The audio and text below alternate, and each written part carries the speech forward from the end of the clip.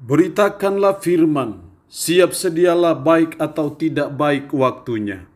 Shalom, puji Tuhan, kita berjumpa lagi dalam renungan harian di hari ini, di hari yang sangat istimewa ketika sebagai umat, sebagai orang yang percaya kepada Kristus, kita memperingati klimaks karya penyelamatannya di atas muka bumi dan dia akan naik ke sorga.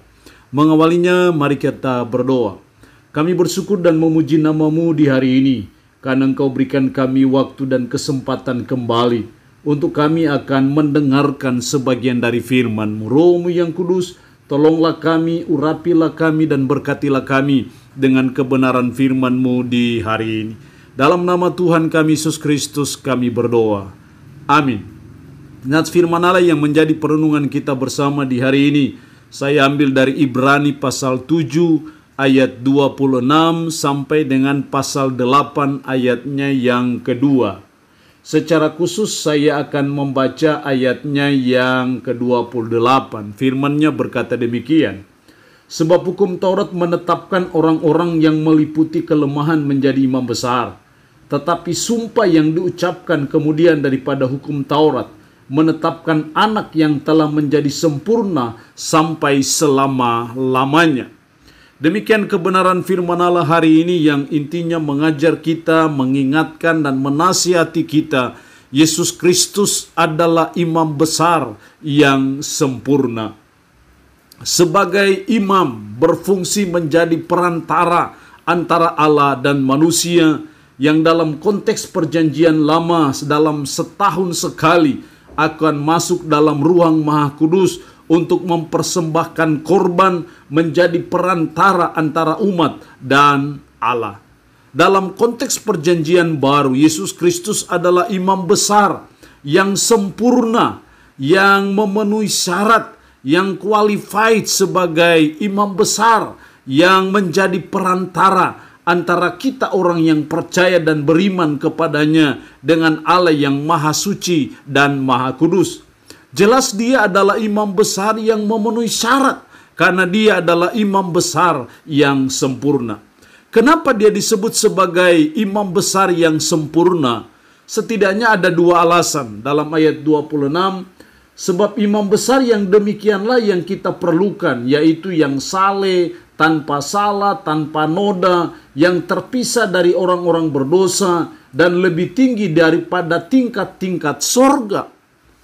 Jadi Yesus Kristus adalah imam besar yang sempurna karena kehidupannya yang tanpa celah, kehidupannya yang tanpa dosa. Makanya dia sangat memenuhi syarat sebagai imam besar yang sempurna yang menjadi perantara antara kita dengan Allah.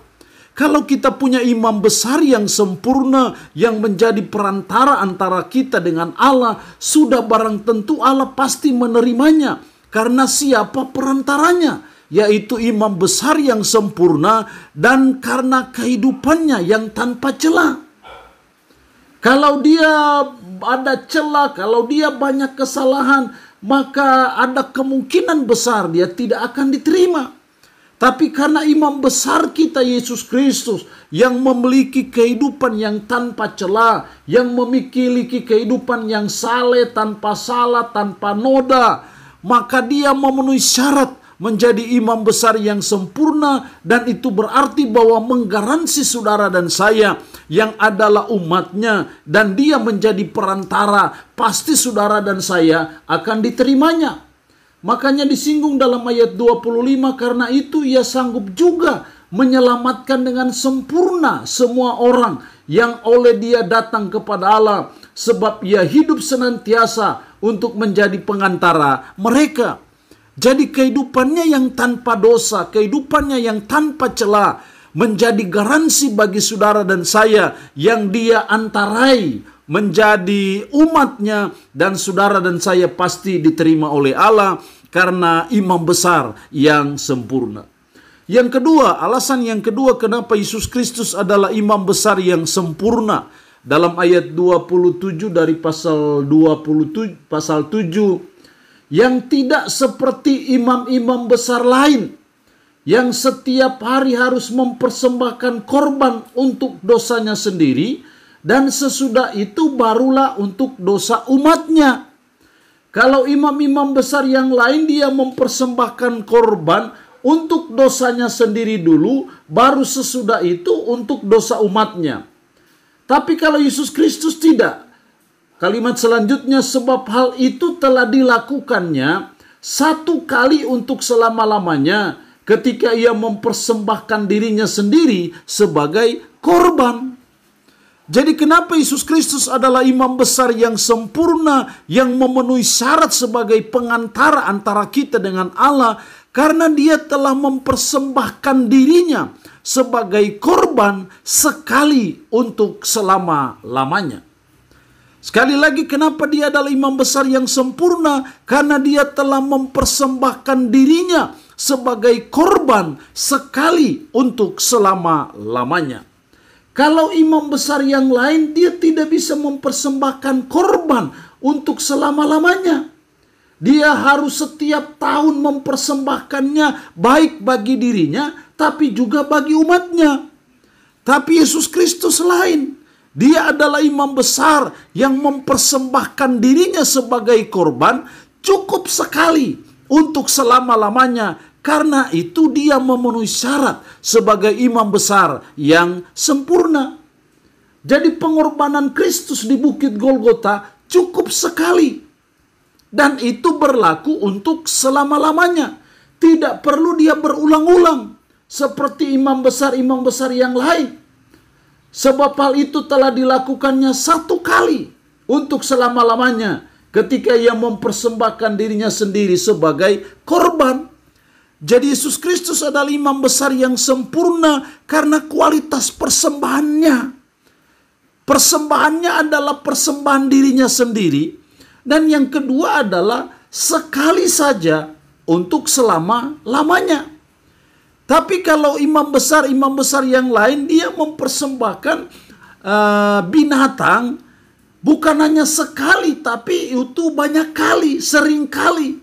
Tapi Yesus Kristus sekali, bahkan dirinya sendiri sekali untuk selama-lamanya. Inilah kualitas yang lebih baik yang dipunyai, yang dilakukan oleh Kristus sebagai imam besar kita yang sempurna, karena dia telah mempersembahkan dirinya sebagai korban sekali untuk selama-lamanya. Apa pentingnya itu bagi saudara dan saya? Itu berarti bahwa garansi keselamatan itu menjadi bagian bagi saudara dan saya, karena perantara kita adalah imam besar yang bukan sembarangan. Ini bukan imam besar yang dadakan saja, tapi ini imam besar yang begitu sempurna. Karena dia sendiri yang mengorbankan dirinya sekali untuk selama-lamanya. Makanya Yesus Kristus adalah imam besar yang sempurna, yang memenuhi syarat sebagai pengantara antara kita dengan Allah, dan akhirnya itu menggaransi saudara dan saya pasti akan diterima Allah. Allah yang punya firman ini memberkati kita dengan firman-Nya di hari ini. Amin. Mari kita berdoa. Kami bersyukur untuk kebenaran firman-Mu hari ini, yang mengingatkan kami kembali Yesus Kristus adalah imam besar yang sempurna. Karena kehidupan Kristus yang tanpa celah, karena Kristus telah mempersembahkan dirinya sebagai korban sekali untuk selama-lamanya. Suatu pengorbanan yang bernilai, yang berkualitas, karena dirinya sendiri yang tanpa dosa. Karena itu berlaku untuk selama-lamanya. Roh-Mu yang kudus tanamkan dan meteraikan firman dalam hati dan pikiran kami, dan sanggupkan kami untuk bisa memberlakukannya dalam kehidupan kami sehari-hari. Mohon berkat Tuhan bagi umat-Mu yang mendengarkan renungan harian di hari ini. Diberkatilah mereka dengan berkat-berkat jasmani maupun berkat-berkat rohani. Yang dalam keadaan sakit, hamba berdoa dalam nama Yesus. Tuhan jamah, Tuhan lawat, Tuhan sembuhkan dari sakit penyakit yang diderita. Terpuji-pujilah nama-Mu ya Tuhan. Dalam nama Tuhan kami Yesus Kristus kami berdoa. Amin. Shalom. Tuhan Yesus memberkati kita semua.